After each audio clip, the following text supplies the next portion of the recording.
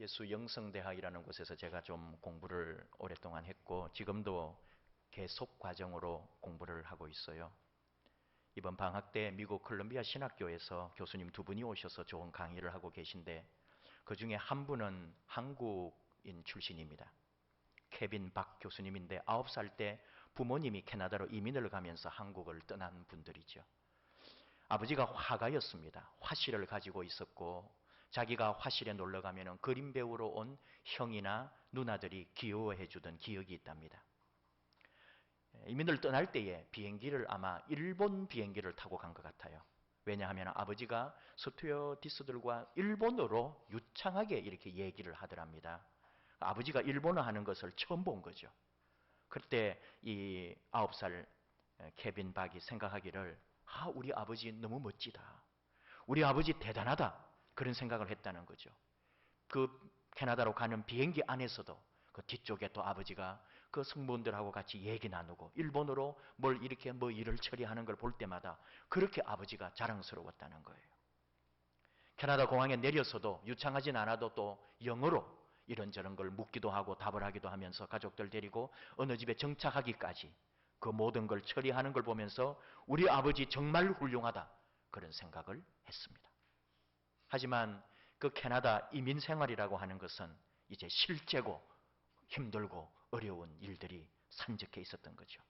70년대에 미국에 이민 가서 말로는 다 못할 엄청난 고생을 했던 1세대 이야기들을 우리가 얼마나 많이 들었습니까?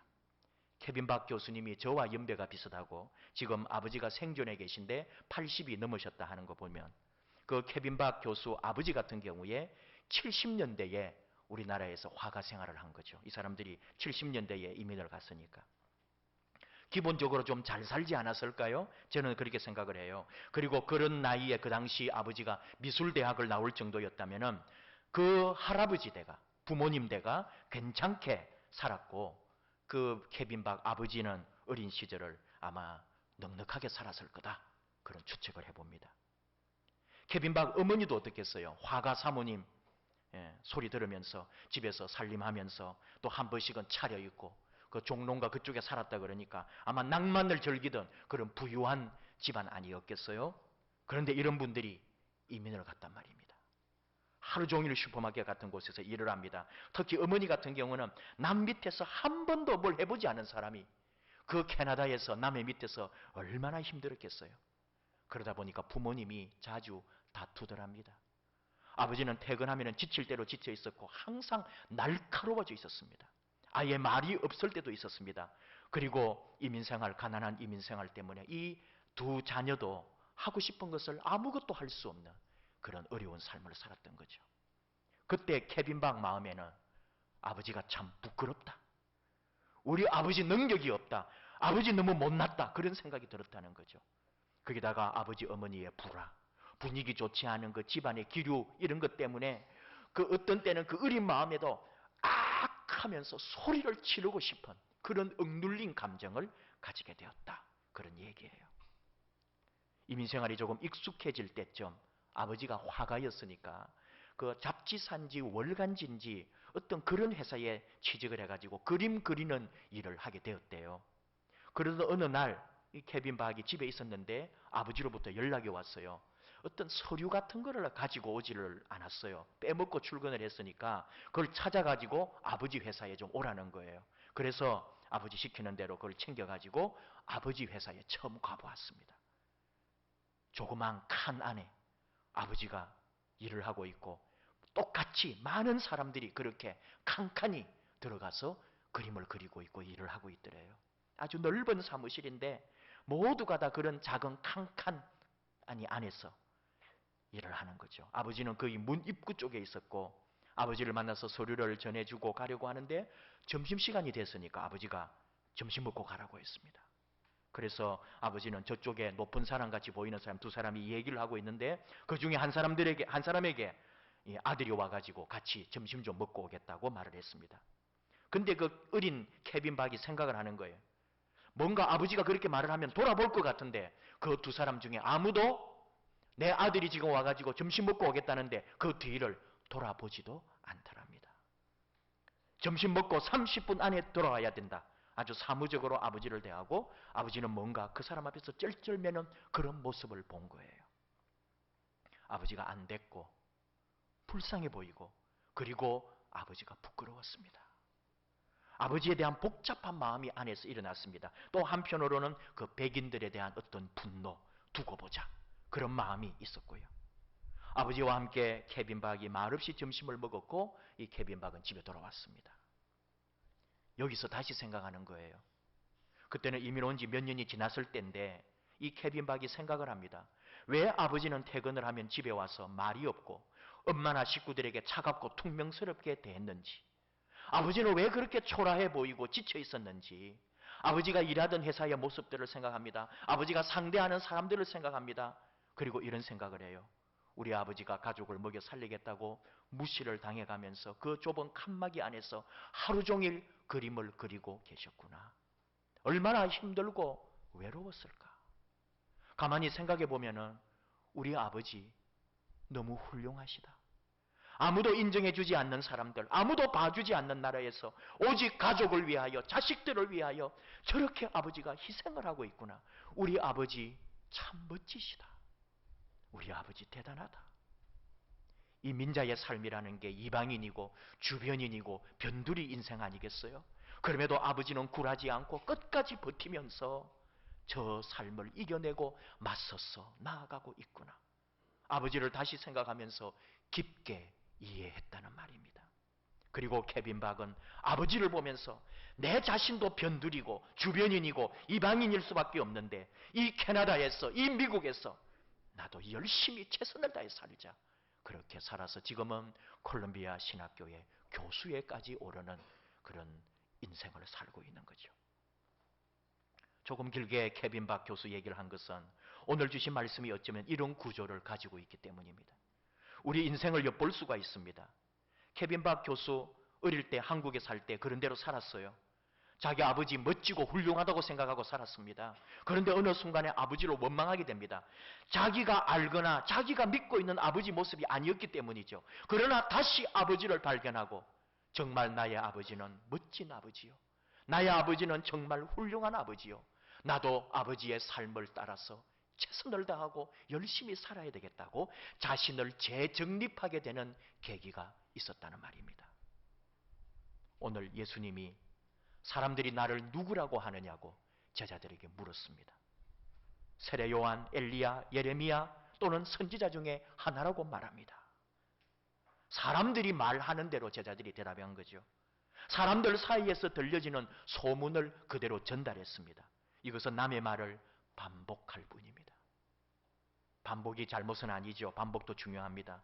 공부는 반복의 연속인데 그래서 지식을 습득하게 되겠죠. 그러나 반복이 필요하지만 반복이 완전한 만족을 주는 것은 아닙니다. 반복은 나의 것이 아닙니다. 다시 말하면 나의 고백으로 나아가야 합니다. 내 것이 나와야 합니다. 예수님에 대하여 들었습니다. 예수님에 대하여 압니다. 예수님에 대하여 남들이 이렇게 말합니다. 그것이 아니라 지금 예수님은 나의 대답을 원하고 있단 말이죠. 우리 교회 개념으로 말할까요? 이 단계는 예수님이나 교회 신앙생활을 이론으로 아는 단계입니다. 예수가 이런 사람이라 하더라. 교회는 그런 곳이라고 하더라. 우리 가족은 교회를 다닌다. 우리 가족이 믿는 예수, 세상이 평가하는 예수님을 듣고 알고 배우기도 하고 나도 그래서 교회에 가기도 하고 가족들과 함께 그렇게 지내기도 합니다. 그러나 아직 나의 고백은 없습니다. 오늘 예수님 질문합니다. 너는 나를 누구라고 하느냐? 너는 나를 어떻게 믿느냐? 너는 나를 어떻게 고백하겠느냐? 이것은 대단히 위험한 질문이고 위험한 답을 요구합니다. 본색을 드러낸다는 것은 용기 있고 자신의 색깔을 보이는 일은 이럴 것도 각오해야 하기 때문입니다. 특별히 우리나라 같은 사회에 내가 여당인지 야당인지 내가 보수인지 진보인지 나타내야 하는 것은 참 어려운 일입니다. 우리나라처럼 보수 진보가 확연하게 드러나는 사회에서 자신의 정치적 성향을 솔직하게 드러내기가 얼마나 어렵고 위험한지도 모릅니다. 다시 말씀으로 한번 돌아와 보면은 베드로가 자신의 고백으로 예수님을 고백해야 한단 말이죠. 너는 나를 누구라고 하느냐? 그는 대답합니다. 주는 그리스도시요 살아계신 하나님의 아들입니다. 오늘 우리는 이 말씀을 해석하거나 가이사랴 빌립보의 배경을 말하려고 하지 않습니다. 여러분, 이런 설교를 했기 때문에 오늘은 이 말씀이 우리에게 주고자 하는 또 다른 교훈을 하나 듣기를 원하는 거죠. 어쨌든 베드로가 고백했어요. 이건 베드로의 고백이고 베드로가 예수님에 대한 그의 마음을 표한 겁니다. 예수님을 그리스도로 메시아로 인정합니다. 그리고 예수님의 칭찬도 파격입니다. 어마어마한 복을 줍니다. 놀라운 권세를 그에게 더해 줍니다. 근데 여기서 우리가 착각을 한다는 거죠. 신앙생활이 이쯤 되면은 뭔가 정리도 되고 내가 좋은 단계에 올라 있다고 착각한다는 말입니다. 아, 이제 내 신앙의 꽃이 피어나겠구나. 우리가 이렇게 주님을 믿고 고백하고 사랑하고 예수님을 나름대로 경험하고 말씀을 깨닫고 신앙생활이 재미있어지고 그러면 이게 신앙생활이 뭔가 잘 되고 내가 이제 믿음의 최고봉에 올라가는 것처럼 그렇게 오해할 수 있단 말입니다. 기억해야 합니다. 그때는 신앙을 이룬 것이 아니라 그때야말로 진짜 신앙생활이 시작되는 시점이다. 예수님이 자기의 앞날을 말씀하죠. 21절. 이때로부터 예수 그리스도께서 자기가 예루살렘에 올라가 장로들과 대제사장들과 서기관들에게 많은 고난을 받고 죽임을 당하고 제3일에 살아나야 할 것을 제자들에게 비로소 나타내시니 베드로가 항변을 합니다. 무슨 말씀이십니까? 그런 일이 메시아에게 일어나다니. 그런 일은 없습니다. 메시아에게는 그런 일이 없습니다. 조금 더 설명해 보면은 메시아는 그러면 안 됩니다. 메시아는 죽으면 안 됩니다. 메시아가 죽다니요. 메시아는 영광스럽게 입성하고 왕이 되고 존경받고 세상을 다스려야지. 메시아가 고난을 받고 메시아가 죽임을 당하다니요. 주인공이 죽습니까? 예수님에게 지금 이렇게 말하고 있어요. 이게 뭔지 아십니까? 케빈 박이 한때 우리 아버지 참 못났다. 우리 아버지 부끄럽다. 바로 그 모습인 거예요. 내가 생각하는 아버지가 있거든요. 내가 바라고 원하는 아버지 상이 있거든요. 다시 말하면 내가 생각하고 내가 믿고 바라는 예수님 상이 있어요. 예수님 이미지가 있어요. 나는 그런 예수님을 믿어요.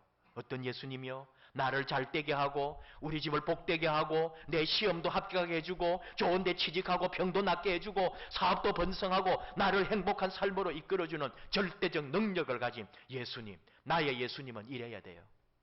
내가 바라는 예수님, 내가 그림 그리고 내가 원하고 내가 상상하고 내가 그리고 있는 이미지는 그런 예수님이에요. 근데 예수님이 그러지 않다는 거죠. 자기는 십자가를 지고 고난을 받고 죽어야 된대요. 그래 되겠습니까? 내가 바라는 예수님이 있는데, 다시 말하면 지금 내가 예수님을 믿는다고 한 것은 정말 예수님이 아니라 내가 바라고 내가 상상하고 내가 원하는 예수님의 이미지, 예수님의 상을 믿고 있었다는 말입니다. 내가 바라는 예수님의 상, 내가 원하는 예수님의 이미지를 나는 믿고 있었고 그걸 붙들고 있었던 거죠. 예수님은 지금 우리가 이것을 깨기 원합니다. 예수님을 제대로 볼 수 있기를 원합니다. 그래서 베드로를 향하여 23절 예수께서 돌이키시며 베드로에게 이르시되 사탄아 내 뒤로 물러가라. 너는 나를 넘어지게 하는 자로다. 네가 하나님의 일을 생각하지 아니하고 도리어 사람의 일을 생각하는도다. 예수님이 어떤 분일까요? 그도 영웅이 되고 싶은 마음이 있습니다. 인간 예수를 이해하지 못하면 절대로 하나님이시며 하나님의 아들 예수님을 우리는 깨달을 수가 없습니다. 예수님도 한 인간이셨다. 여기에서 우리의 예수님 인식이 시작되어야 합니다.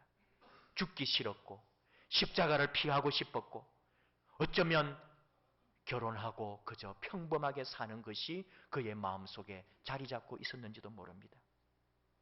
예수의 마지막 유혹 카잔차키스의 소설도 바로 그런 맥락에서 만들어진 작품이죠. 왜 사탄아 물러가라 라고 했겠습니까? 베드로가 항변했다고 했죠. 항변한다는 말은 예수님이 귀신을 내쫓으실 때에 꾸짖을 때 하는 꾸짖다는 말과 똑같은 말이에요. 다시 말하면 지금 내가 죽어야 되고 고난을 받아야 되고 내가 십자가를 져야 한다는 말에 베드로가 예수님을 향하여 꾸짖고 책망하는 형태가 되었단 말입니다. 예수님 그런 말 하지 마세요.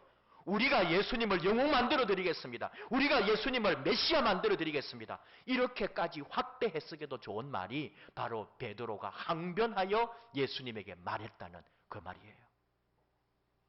정말로 그랬다면 예수님은 그를 추종하는 세력들과 함께 힘을 합해서 한 번쯤 로마 군대와 맞짱을 뜨고 영웅 메시아의 칭호를 받을 수 있을지도 모릅니다.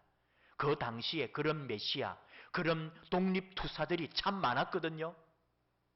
근데 베드로나 다른 제자들도 그런 상상을 하고 있었다는 말이죠.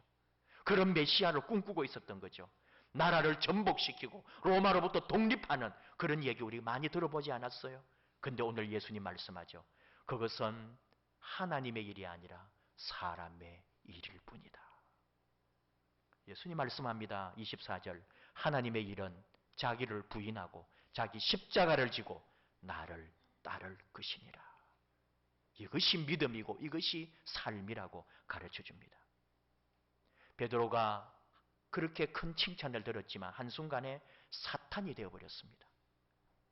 여기서 끝난다면 우리가 무슨 소망으로 살겠어요? 우리도 베드로와 다를 바 없는데. 근데 오늘 우리는 하나 더 기억해야 합니다. 오늘 말씀에 이어서 17장이 전개되는데 예수님이 변화산에 올라가셔서 영광의 변모를 하는 모습입니다. 그 현장에 베드로를 데리고 갔다는 사실이죠. 이것이 우리에게 위로가 됩니다. 사탄이라고 크게 책망하고 혼내셨지만 그것은 베드로를 내치는 것이 아님을 우리는 압니다. 베드로를 누구보다도 사랑하고 귀하게 사용하시는 예수님. 그래서 변화산에 올라가서 베드로에게 예수님의 영광스러운 모습을 보여주고 그 영광의 기억으로 아름다운 하나님의 사람으로 예수의 제자로 거듭나기를 원하셨던 주님의 마음이 그 속에 있었다는 거죠. 자, 또 하나 생각해야 돼요. 변화산에서 주님을 경험하면, 변화산에서 변모하신 주님을 체험하면 또 내 신앙의 단계가 최고봉일까요? 그러지 않다는 거죠. 나중에 베드로는 예수님이 십자가에 달려 죽으실 때 나는 예수를 모른다고 3번이나 바로 이어서 부인하지 않습니까? 영광을 보아도 한순간에 무너지는 거예요. 그리고는 통곡하고 회개하고 다시 주님 앞에 서게 됩니다. 부활의 주님 앞에 설 때 그의 모습이 어떤지 아십니까? 고향에 돌아가서 고기잡이 하겠다고 옛날로 돌아가 있어요. 그리고 다시 주님을 만나서 복음 전도자가 됩니다. 초대교회 3,000명을 회개시키는 놀라운 일을 이룹니다. 근데 거기서 또 끝이 아니에요. 아직도 그의 속에는 유대사상, 율법주의, 선민사상이 남아있어서 이달리아 군대 백부장 고넬료를 만날 때에 그때도 아직 그의 마음이 이방인에 대하여 열리지 않았다는 것을 우리가 사도행전을 통해서 배우게 되거든요. 이게 우리의 모습이라는 거예요. 이게 베드로였고 바로 우리 자신이라는 거죠. 은혜 가운데 충만하고 성령을 체험하고 능력을 받아도 한순간에 우리의 실수가 나오고 잘못이 나오고 하루아침에 그 은혜를 다 까먹기도 하고 하나님의 영광, 예수님의 영광을 믿고 바라고 체험하다가도 한순간에 목사도 장로도 권사도 하루아침에 넘어지고 비참해질 때가 있다는 사실입니다. 그런데 주님은 우리를 끝까지, 그런 우리를 아시는 주님은 우리를 끝까지 지켜보시고 사랑하시고 붙들고 계시다는 거죠.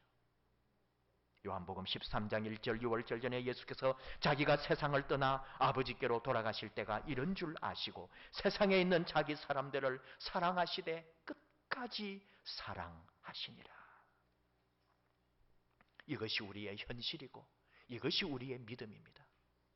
오늘 맥주 감사주일입니다. 감사한 것이 있나요? 뭐가 감사합니까? 그리스도인의 감사는 어떠해야 할까요?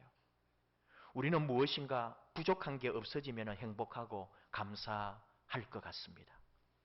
아픈 거, 늘 우리를 힘들게 하는 거, 이 병이 좀 없어지면 행복하고 평안할 것 같아요. 가난, 늘 없어서 힘들고 이 돈 때문에 이 돈 좀 있고 이 가난이 없어지면 평안하고 행복할 것 같아요. 월세가 없어지고 전세가 없어지고 내 집이 좀 장만되고. 근데 우리가 좀 더 생각해 보면은 내 안에 그 결핍이 없어지는 것이 평안한 게 아니라 내 안에 참된 것이 채워질 때 평안하고 행복하다는 사실이죠. 그리스도인의 마음은 주님이 내 안에 가득 찰 때, 예수님 그분 자신이 내 안에 가득할 때 내가 감사하고 내가 행복하고 내가 평안하다는 사실입니다. 예수님이 결핍될 때 나는 도리어 불안하고 힘들고 어렵고, 그분이 내 안에 채워질 때에 내게 행복과 감사가 있다는 것, 이것이 진리입니다. 두 가지 태도인 거죠. 무엇을 보고 있느냐? 오늘 찬양 예배 설교를 제가 하게 되어서 한 주간 동안 읽고 준비하던 책으로 말씀을 나누려고 하는데, 미국 주차 빌딩, 미국 사회에서 주차 빌딩의 혁명을 이룬 하형록 사장님, 여러분도 혹시 들어보셨는지 모릅니다. 최근에 우리나라에 많이 알려지고 또 이번에 책도 나오고 해서 그 책을 오늘 찬양 예배 때 소개하면서 나누려고 하는데, 목사님이기도 합니다. 이분이 살아가면서 그의 인생에 한번 머리가 쿵 하면서 깨닫게 된 경험이 있어요.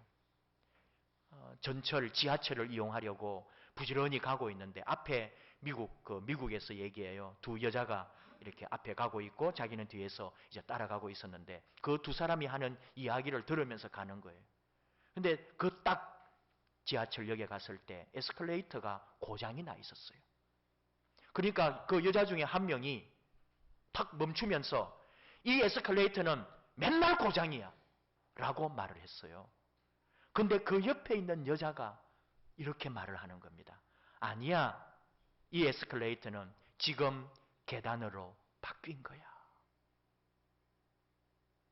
뒤에서 이 하영록 회장님이 얼마나 어떤 마음의 기쁨과 충격을 받았는지, 맨날 고장이야 하는 것과 계단으로 지금 바뀐 거야 하는 태도가 어느 것이 진정한 태도인지 우리는 다 알고 있습니다. 바로 이 하영록 목사님의 인생을 바꾼 경험 중에 하나라는 거죠. 맥주감사주일, 한 해의 전반기를 감사한다고 하는데 정말 우리에게 있어 감사가 무엇일까? 좀 차원 다른 그리스도인으로 하나님 앞에서 내가 정말 감사해야 될 것이 무엇일까? 뭐가 채워져서 잘 되어서 행복해서 뭔가 성공을 이루어서? 아니거든요. 그리스도인이 뭐예요? 예수를 믿는다는 게 뭐예요? 자기를 부인하고 자기 십자가를 지고 나를 따라오라. 가지고 잘되고 복되고 좋아서가 아니라 어떤 상황 가운데서도 주님 따라가면서 주님과 함께 동행하면서 그 주님의 십자가를 나도 지고 함께 주님과 함께 살아가는 이 그리스도인의 삶, 이것 자체가 감사하고 그분 때문에 감사하고 그분으로 인하여 만족하고 그분을 찬양하고, 그래서 기쁨도 슬픔도 좋은 것도 아픈 것도 잘된 것도 실패한 것도 다 감사할 수밖에 없는, 주님을 생각하면은 세상의 그 어느 것도 주의 뜻이 아닌 것이 없어서 언제나 주님께 감사하는, 언제나 주님께 영광을 돌리는 차원이 다른 감사의 맥주 감사주일이 되시기를 주님의 이름으로 축복합니다. 우리 함께 찬양할까요? 날 구원하신 주 감사. 응답하신 것도 감사하고 거절하신 것도 감사하고, 장미꽃도 감사하지만 장미꽃의 가시도 감사합니다. 기쁨도 감사하고 슬픔도 감사합니다. 오직 우리 주님만으로 감사합니다. 우리 함께 찬양하고 함께 기도하기를 원합니다. 날 구원하신 주 감사. 날 구원하신 주 감사. 모든 것 주심 감사. 지난 추억이 내 감사. 주 내 곁에 계시네. 향기로운 봄철의 감사. 외로운 날 감사. 사랑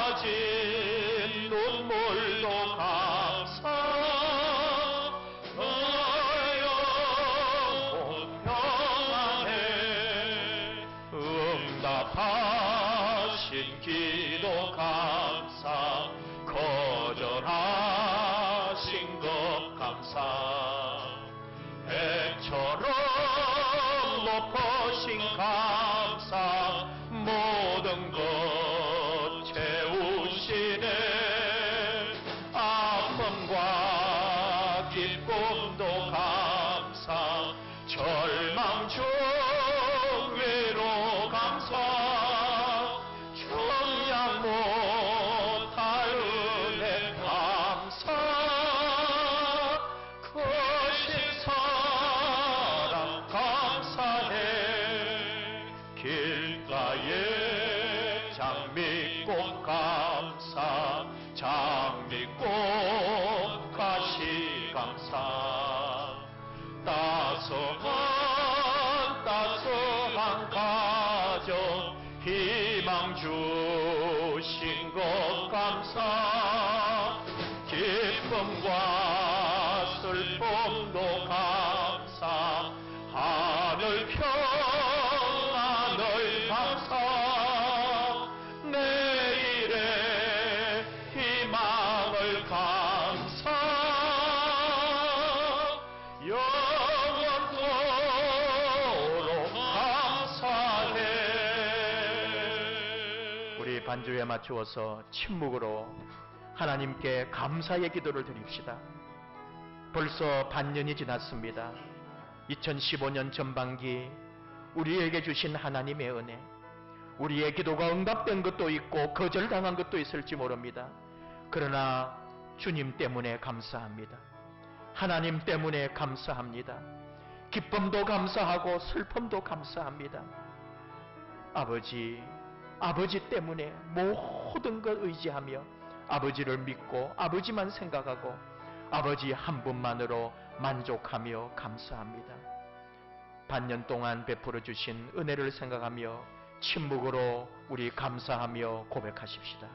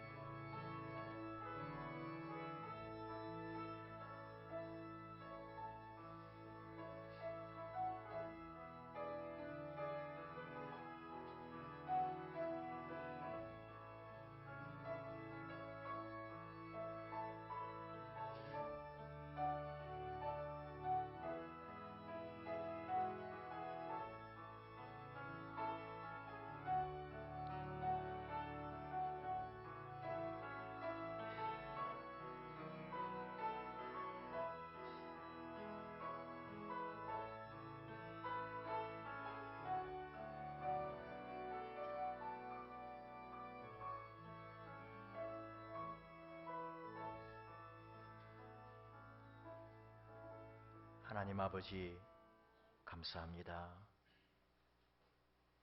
우리 삶을 돌아보면 힘들고 어려운 것이 너무 많아서 감사를 잃어버리고 하나님의 은혜를 다 까먹어버린 저희들, 부족하고 연약한 모습만 남아 있습니다. 그러나 우리 하나님이 얼마나 우리를 사랑하시는지, 하나님은 우리를 언제나 지켜보고 계시고 우리 인생 시간 하나하나 결코 한순간도 놓치지 않고 계심을 믿습니다. 내 인생에 걸어가는 삶의 시간 한순간도 하나님께서 함께하지 않으신 것이 없음을 압니다. 지금 이 모든 것도 아버지의 뜻인 줄 압니다. 아버지, 그래서 아버지께 감사하고, 그래서 그 아버지의 뜻을 발견하고 아버지 때문에 다시 한번 깨닫게 되고 우리 아버지로 말미암아 만족해 해주심을 감사합니다. 영원히 일생 동안 감사가 우리의 고백이 되게 하여 주시옵소서. 오직 우리 하나님만을, 오직 주님 자신만을 우리 안에 가득 채워 만족하고 내 지금 상황이 변한 것은 없어도 주님으로 말미암아 묵묵히 이길 수 있는 힘과 능력을 가지고 이 세상과 당당하게 맞서서 이길 수 있는 저희들의 믿음, 저희들의 영성을 허락해 주시옵소서. 예수님 이름으로 기도하옵나이다. 아멘.